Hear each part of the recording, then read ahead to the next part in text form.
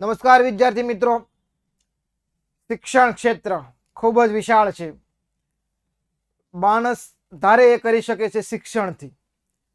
નાનામાં નાનો વ્યક્તિ શિક્ષણ પ્રાપ્ત કરીને મોટામાં મોટો વ્યક્તિ બની શકે છે, પરંતુ આપણા દેશમાં શિક્ષણ ક્ષેત્ર એમ કહીએ ને કે ભાઈ શિક્ષણનો જે વિભાગ છે એ એવા ડિસિઝન લઈ રહ્યા છે કે જેનું ભવિષ્યમાં શું અસર થશે એ ખ્યાલ નથી. આગળ ભૂતકાળમાં પણ એવા ઘણા બધા ડિસિઝન જોવાઈ ગયેલા છે.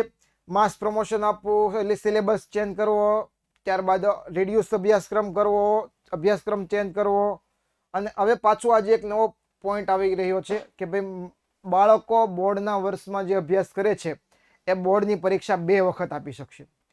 શું આ ખરેખર પોસિબલ છે? અને છે તો કેવી રીતે? બાળકો માટે આ ખુશીના સમાચાર છે કે દુઃખના સમાચાર છે? આનાથી બાળકોના રિઝલ્ટમાં ઇમ્પ્રુવમેન્ટ આવશે કે ડાઉન જશે? આનાથી બાળકનો કોન્ફિડન્સ વધશે કે ઘટશે? તમામ એનાલિસિસ આ વિડીયોની અંદર તમને મળી રહેશે.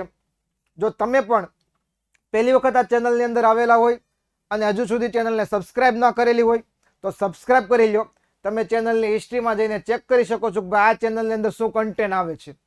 બાળકો જે બોર્ડની અંદર તૈયારી કરવા માટે આવે છે અને અમારો એક જ ધ્યેય છે કે એને આગળ લઈ જવા. કેવી રીતના બાળકો સારામાં સારું પરફોર્મન્સ લાવી શકે. પછી તે ભણાવવાનું હોય કે એજ્યુકેશન રિલેટેડ કોઈ પણ કામ હોય, બુકની રિલેટેડ હોય, એજ્યુકેશનની રિલેટેડ હોય, ટોટલ ક્ષેત્રમાં આખા ગુજરાતમાં નંબર 1 જો કોઈ હોય તો એક આપણી ચેનલ છે કે જેની અંદર એક સારામાં સારા શિક્ષકો સારામાં સારું જ્ઞાન બાળકોને આપી રહ્યા છે અને એનું ઇમ્પ્રુવમેન્ટ લાવી રહ્યા છે. તો આજને આપણે વાત કરી રહ્યા છીએ કે ભાઈ આજના જ ન્યૂઝપેપર ગુજરાત સમાચારની અંદર એક આર્ટિકલ આવેલો હતો કે ભાઈ બોર્ડની પરીક્ષા જે છે એ બોર્ડના બાળકો જે ધોરણ 10માં હોય અથવા તો 12માં હોય એ 2 વખત આપી શકશે. તો એ આર્ટિકલ પરથી એના શું એડવાન્ટેજ અને શું ડિસએડવાન્ટેજ છે, બાળકોને શું હેલ્પફુલ છે અને શું નથી હેલ્પફુલ, એ ટોટલ એનાલિસિસ કરીને તમારી સમક્ષ રજૂ કરીએ છીએ. બોર્ડના વિદ્યાર્થીઓ અચૂકથી એક વખત આ વિડીયો પૂરો કરજો. ખરેખર ખૂબ જ તમને સારી એવી માહિતી મળી રહેશે. શરૂ કરીએ.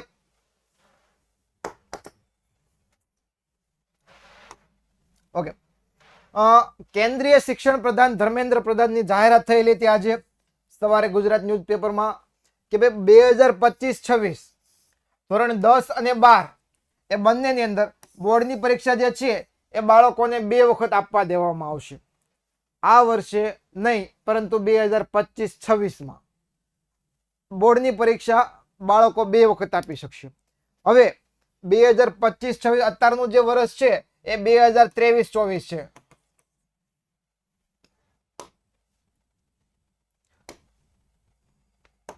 બરોબર. આ વર્ષ પૂરું થશે પછી 2024-25 આવશે, અને એ વર્ષ પૂરું થશે પછી 2025-26 આવશે. તો 2 વર્ષ પછીની જાહેરાત અત્યારે કરી, એના પાછળનું કોઈ કારણ તો હશે જ ને. અત્યારથી શા માટે સરકાર આ પગલાં લઈ રહી છે? તો એટલા માટે બાળકો કે આ જે નિર્ણય છે આ નિર્ણય ઓલરેડી અત્યારે એપ્લાય થઈ ગયો છે ગુજરાત સરકારની અંદર. વાત કરું છું, CBSE બોર્ડમાં વાત નથી કરતો. ગુજરાત બોર્ડની અંદર 12 સાયન્સના જે વિદ્યાર્થીઓ આ વર્ષે 2024 માર્ચની અંદર જે 11 માર્ચે શરૂ થવાની છે પરીક્ષા 2024માં, એમાં જે 12 સાયન્સના વિદ્યાર્થીઓ છે એના માટે આ નિર્ણય ઓલરેડી લાગુ પડી ગયો છે. અને 10મું અને 12 કોમર્સ વાળા માટે ગમે ત્યારે બહાર પાડી શકે. બને તો સરકાર આ ડિસિઝન જે છે એ આ વર્ષે પણ લાગુ પાડી શકે, અથવા નેક્સ્ટ યર પણ લાગુ પાડી શકે, અથવા તો આમાં લખ્યું એ પ્રમાણે 25-26 પણ લાગુ પાડી શકે. અમે કઈ રીતે આ કહી શકીએ છીએ કે ભાઈ આવું શા માટે બને? તેનું રીઝન હમણાં 2-4 દિવસ પહેલા જ તમે જાણ્યું છે કે ભાઈ સરકાર આ વખતે પોતાનું જે એજ્યુકેશનલ કાર્ય છે ફૂલ સ્પીડમાં કામ કરી રહી છે. 2 દિવસ પહેલા જ હમણાં ન્યૂઝ આવેલા હતા કે ભાઈ બોર્ડનું જે માર્ચ મહિનામાં 11 માર્ચે પરીક્ષા શરૂ થઈ છે એનું રિઝલ્ટ એપ્રિલ મહિનામાં સરકાર આપી દેશે. રિઝલ્ટ ક્યારે આપશે? એપ્રિલ મહિનામાં. હવે માર્ચમાં શરૂ થાય, એપ્રિલમાં રિઝલ્ટ આવે, પાછું મેમાં બીજી એક્ઝામ ગોઠવી શકે અને જૂનમાં બીજું રિઝલ્ટ એ આપી શકે. અઘરું કોઈ વસ્તુ નથી. ખ્યાલ આવે વિદ્યાર્થી મિત્રો? એટલે તમે પહેલેથી પ્રિપેરેશનમાં રહ્યો. તમામ પોઈન્ટ તમારા માટે જે હું કહું છું એ ધ્યાનથી સાંભળો, તમારા મિત્રોને શેર કરો, કારણ કે આ વિડીયો જે છે એ ખૂબ જ મહત્વનો છે અને તમને એમાં ઘણી બધી સારી એવી અને સાચી એવી ઇન્ફોર્મેશન મળી રહેશે. ઓકે, તો વાત કરીએ કે ભાઈ 11 માર્ચે જે પરીક્ષા ચાલુ થવાની છે એમાં 12 સાયન્સના જે વિદ્યાર્થીઓ છે એને આ વર્ષે 2 વખત બોર્ડ પરીક્ષા આપી શકશે. કઈ રીતે? તો કે માર્ચમાં તમે પરીક્ષા આપો છો, તમારું રિઝલ્ટ આવશે, રિઝલ્ટમાં તમને એમ લાગે કે ભાઈ મારું પરફોર્મન્સ અમુક સબ્જેક્ટમાં સારું નથી, મારે બીજી વખત એટેમ્પ કરવી છે, તો અત્યારે લગીને કેવું હતું, તમારે નેક્સ્ટ માર્ચમાં આપવી પડે. આ માર્ચમાં પરીક્ષામાં સારું રિઝલ્ટ ન આવે, તમારે 1 વર્ષ પછી જે બીજી માર્ચ આવે ને ત્યારે પરીક્ષા આપવાની. પણ આ વર્ષે સરકારે એવો ડિસિઝન લીધો કે ભાઈ માર્ચમાં જો રિઝલ્ટ સારું નહીં આવે, તમે પાછું જુલાઈમાં પરીક્ષા આપીને તમારું 2 માંથી જેમાં સારું પરફોર્મન્સ હશે એ પરફોર્મન્સના આધારે તમારું મેરિટ બનશે અને એના આધારે તમારું કોલેજમાં એડમિશન થશે. બરોબર? તો હવે વાત કરીએ કે ભાઈ આ એપ્લાય કરવા માટેનો સરકાર પાસે શું વિઝન હતા કે જેથી એણે આ ડિસિઝન લીધો છે. એમાં પહેલી વાત કરીએ કે ભાઈ સરકારનો એવો એક વિચાર હતો કે બાળકો જે છે એ તણાવ મુક્ત રહેવા જોઈએ, ગુણવત્તાયુક્ત સમૃદ્ધ બનાવવા છે બાળકોને અને ભવિષ્ય માટે તૈયાર કરવા છે. આ 3 મેન એજન્ડા હતા સરકારના આ નિર્ણય લેવા પાછળના. પછી આગળ વાત કરીએ કે ભાઈ 2025-26 થી એક નિવેદનમાં જણાવ્યું છે કે શિક્ષણ પ્રધાન છત્તીસગઢમાં PM Shri prime minister school four rising India યોજના શરૂ કરવાના પ્રસંગે એક કાર્યક્રમમાં સંબોધન કરી રહ્યા હતા. આ યોજના હેઠળ રાજ્યની 211 શાળાઓમાં પુનઃ વિકાસ કરવામાં આવશે. આ કાર્યક્રમનું આયોજન રાયપુરના પંડિત દીનદયાળ ઉપાધ્યાય સભાગૃહમાં કરવામાં આવ્યું હતું. એટલે આ જે છે એ એક અત્યારે ન્યૂઝમાં જે માહિતી આવેલી છે ને એ ઔપચારિક માહિતી છે. એક સભા જે ચાલી રહી હતી એમાં સરકાર દ્વારા આ ડિસિઝન અથવા તો એક વાત કરવામાં આવી હતી. હજી આના ઉપર કોઈ પ્રોપર કામ થયું નથી. પણ એક વસ્તુ ચોક્કસ છે કે આ વર્ષે 12 સાયન્સના વિદ્યાર્થીઓ જે છે 2 વખત બોર્ડની પરીક્ષા આપી શકશે. તો જો 12 સાયન્સ વાળા માટે સરકાર આ કરી શકે તો એના માટે 10મા અને 12 કોમર્સ અથવા 12 આર્ટ્સ માટે કરવું અઘરું નથી. એ ધારે તો રાતોરાત કાલ સવારે ન્યૂઝપેપરમાં અથવા તો કોઈ પરિપત્ર બહાર પાડીને કહી દે કે ભાઈ આ વખતે બાળકોના હિત માટે અમે 10મા બાળકો માટે એપ્લાય કરી શકીએ છીએ અને 12મા કોમર્સના બાળકો માટે એપ્લાય કરી શકીએ છીએ. ઓકે, આગળ વાત કરીએ કે કુલ 211 શાળામાં જેની અંદર વાત કરીએ તો 193 પ્રાથમિક સ્તરે અને 18 માધ્યમિક સ્તરે.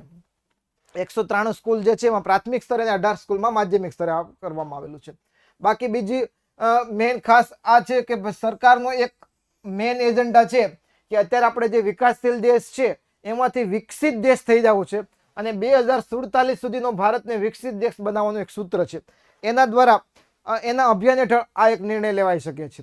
આગળ વધીએ કે ભાઈ જો આ ડિસિઝન લેવાય તો એ આપણા માટે એડવાન્ટેજ છે કે ડિસએડવાન્ટેજ છે.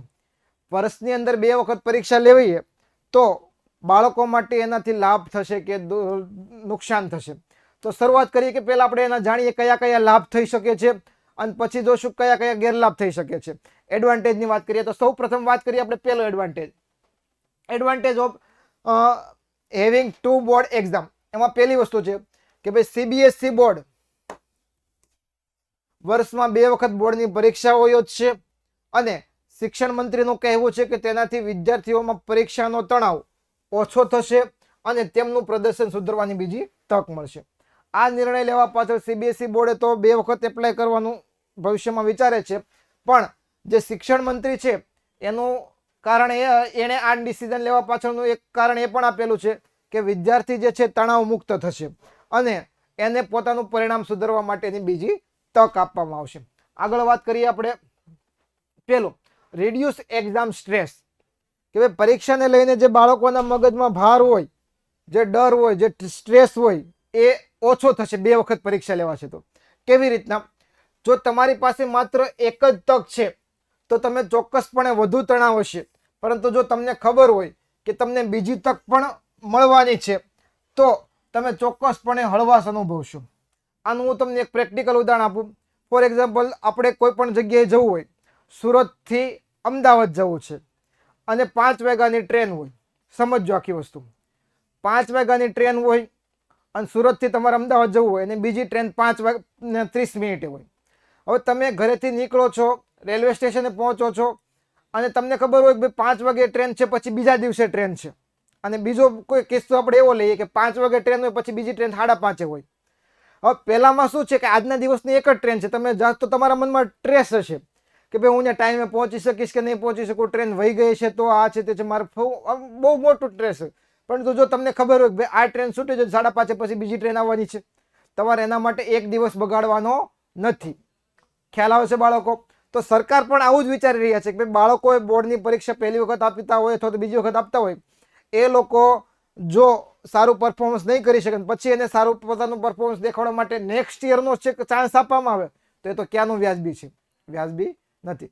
તો એના માટે સરકાર એવું વિચારી રહી છે કે ભાઈ એક તક છૂટી જાય તો બાળક બીજી તક પર પોતાનું સારું પરફોર્મન્સ લાવી શકે. હવે પહેલી તક જે છે એ તક ચૂકવા પાછળના ઘણા બધા કારણો હોય કે ભાઈ પરીક્ષા સમયે બાળક કદાચ બીમાર પડી ગયો અથવા કોઈ એવી ઘટના ઘટી ગઈ કે જેના કારણે પરીક્ષામાં સારું પરફોર્મન્સ નથી આપી શક્યો. ઘણા બધા કારણો હોય, બરોબર. તો એ કારણોમાંથી બાળકો સારો હોય પણ પરફોર્મન્સ સારું ન કરી શકે અને એના કારણે એનો આખા કેરિયર ઉપર અસર થાય કે બીજી તક મળે તો એ આપણે બચાવી શકીએ. બીજી વસ્તુ, વર્ષમાં 2 વખત બોર્ડની પરીક્ષા લેવાથી વિદ્યાર્થીઓને તેમના નબળા ક્ષેત્રો પર કામ કરવા માટે વધુ સમય મળશે અને તેઓ આગામી પરીક્ષામાં વધુ સારું પ્રદર્શન કરી શકે છે. જેમ કે કોઈને ગણિત વિજ્ઞાન ફાવતું હોય, સમાજને અંગ્રેજીની સબ્જેક્ટ નથી ફાવતા, તો પહેલો પ્રયત્ન કરશે ત્યારે જે સબ્જેક્ટ ફાવે છે એના ઉપર ફોકસ કરશે, સારા માર્ક્સ મેળવી લીધા.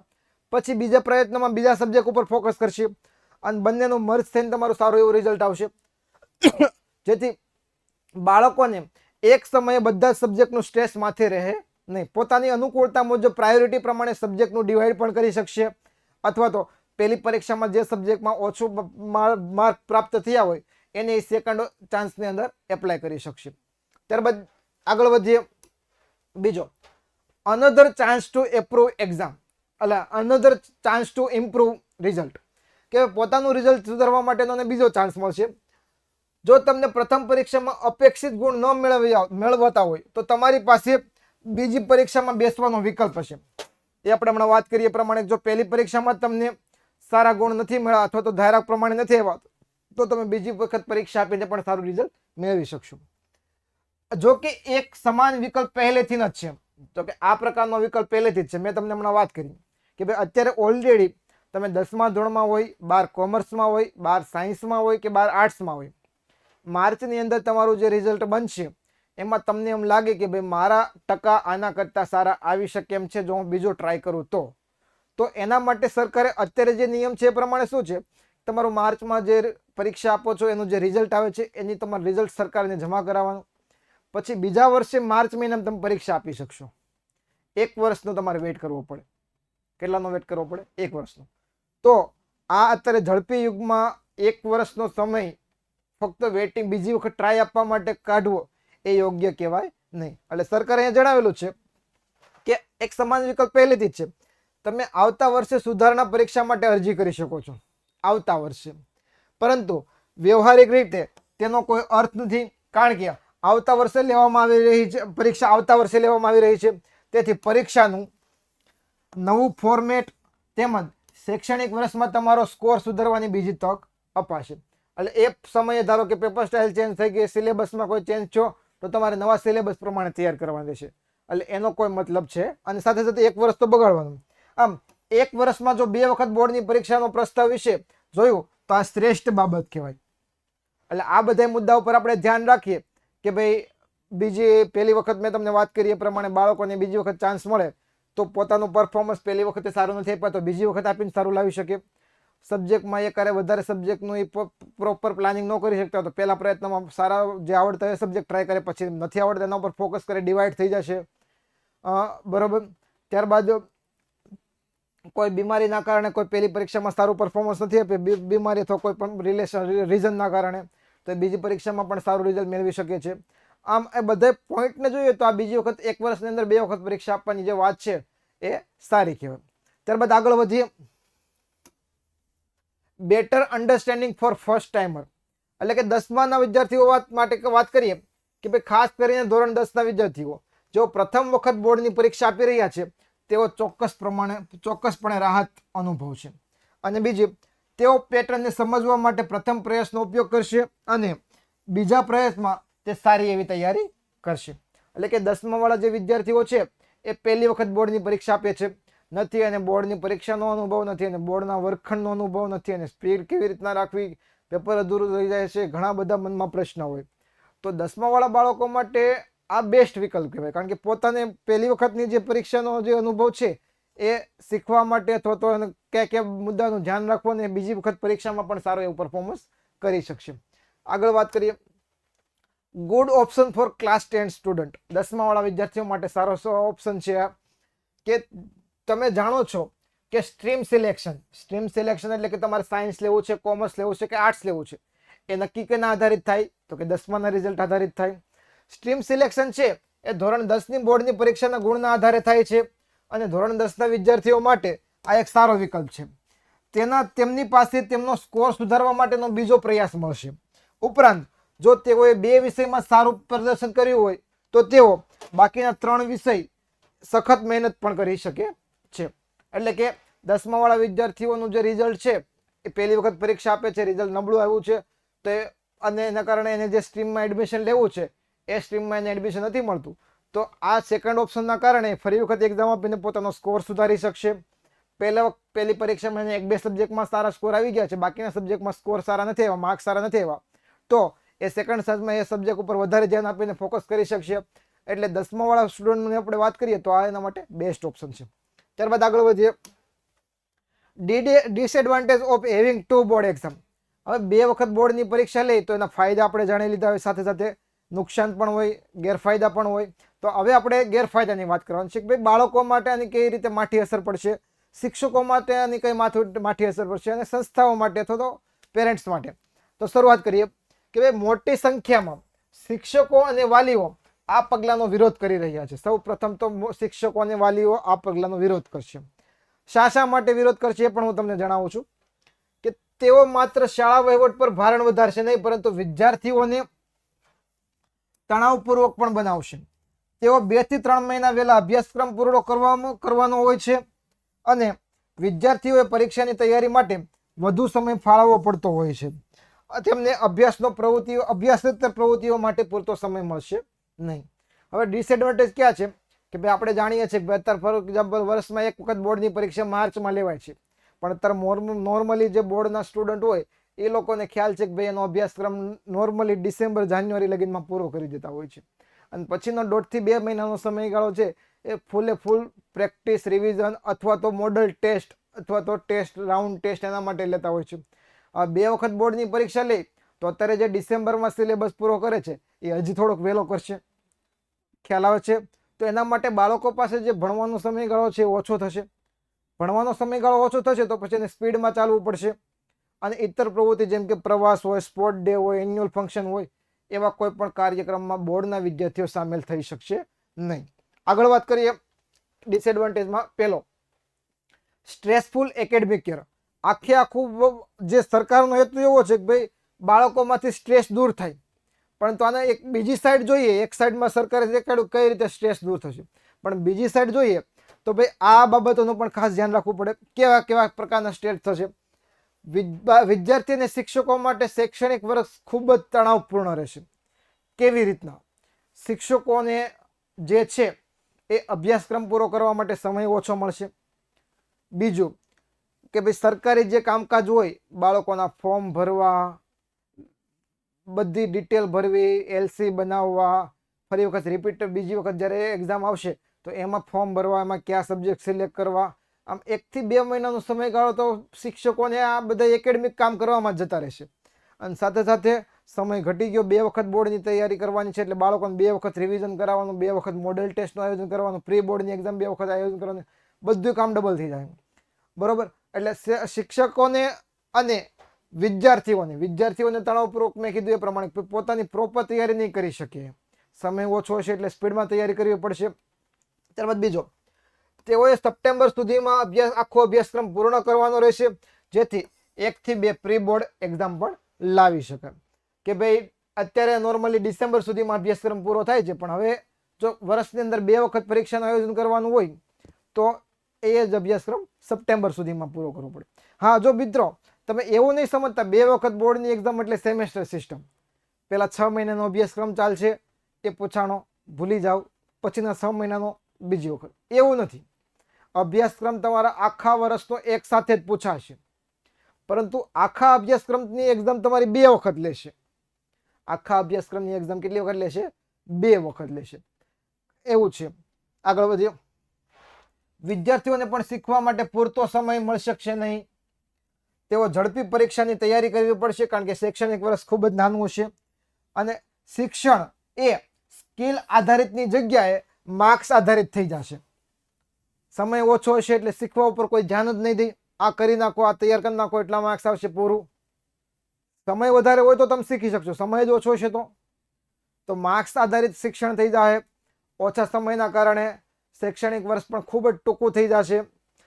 આ પહેલો મુદ્દો છે કે ભાઈ કયા કયા મુદ્દા કારણે સ્ટ્રેસફુલ રહેશે. બીજો મુદ્દો વાત કરીએ, નો એક્સ્ટ્રા કેરિક્યુલમ એક્ટિવિટી, કે ભાઈ અભ્યાસની સાથે સાથે જે ઇતર પ્રવૃત્તિ હોય એમાં કોઈ પણ પ્રવૃત્તિમાં બોર્ડનો વિદ્યાર્થી જોડાઈ શકશે નહીં, કારણ કે સમય જ નથી. વિદ્યાર્થી પાસે ઇતર પ્રવૃત્તિ કરવા માટેનો સમય નથી. વિદ્યાર્થી ટેપ રેકોર્ડર બની જશે. પ્લે કર્યું, વાગ્યું, પ્લે કર્યું, વાગ્યું, પ્લે કર્યું, વાગ્યું. સમજવાનું આ છે તે છે બહુ એટલે બહુ ઘટી જશે, કારણ કે સમય જ નહીં રહે બાળકો પાસે. ક્ષમતા આધારિત શિક્ષણ, પ્રવૃત્તિ આધારિત શિક્ષણ શીખવવાનું ભૂલી જશે. તમારી પાસે આ બધા માટે સમય જ નહીં હોય અને બોર્ડની પરીક્ષાની તૈયારી કરો અને માર્ક્સ પર ધ્યાન આપો. બસ એક જ રૂલ્સ હશે, પરીક્ષાની તૈયારી કરો, માર્ક્સ મેળવો, પરીક્ષાની તૈયારી કરો, માર્ક્સ મેળવો. શીખવા ઉપર કોઈ ફોકસ કરાવશે નહીં. આ બધાના ડિસએડવાન્ટેજની વાત કરીએ. એડવાન્ટેજની વાત આપણે પહેલા કરી લીધી. સાથે સાથે વાત કરીએ ત્રીજો પોઈન્ટ, કે good for 12th boards and other way round. એટલે 12મા વાળા બાળકો જે છે, 12માની પરીક્ષા પછીનો જે આ રસ્તો છે એના માટે સારા સમાચાર છે. કઈ રીતે? ધોરણ 12ના વિદ્યાર્થીઓ માટે સારા સમાચાર છે. બોર્ડની પરીક્ષામાં સારા માર્ક્સ મેળવવાની સ્પર્ધા હવે દૂર થઈ ગઈ છે. તેઓ સમજે છે કે કોલેજમાં પ્રવેશની દ્રષ્ટિએ 40% કે 99% મેળવવાનું સમાન મૂલ્ય ધરાવે છે. માત્ર JEE અથવા નીટનો સ્કોર જ મહત્વનો છે.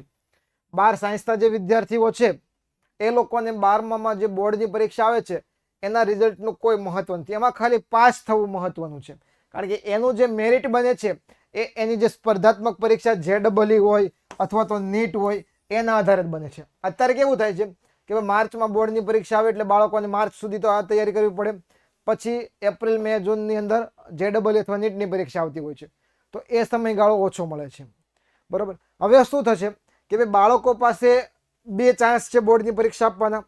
ધારો કે એક ડિસેમ્બરમાં હોય ને એક માર્ચમાં હોય. ડિસેમ્બરમાં બોર્ડની પરીક્ષા આપશે, બાળકો પાસ થઈ ગયા પછી એને બોર્ડની પરીક્ષાની તૈયારી કરવાની કોઈ જરૂર છે નહીં, કારણ કે એને પૂરેપૂરું રિઝલ્ટ, મેરિટ, કોલેજમાં એડમિશન એ ટોટલ JEE નીટ અથવા કોઈ પણ એન્ટ્રન્સ એક્ઝામના આધારે મળવાનું છે, તો પૂરેપૂરો એના માટે ટાઈમ ફાળવી શકશે.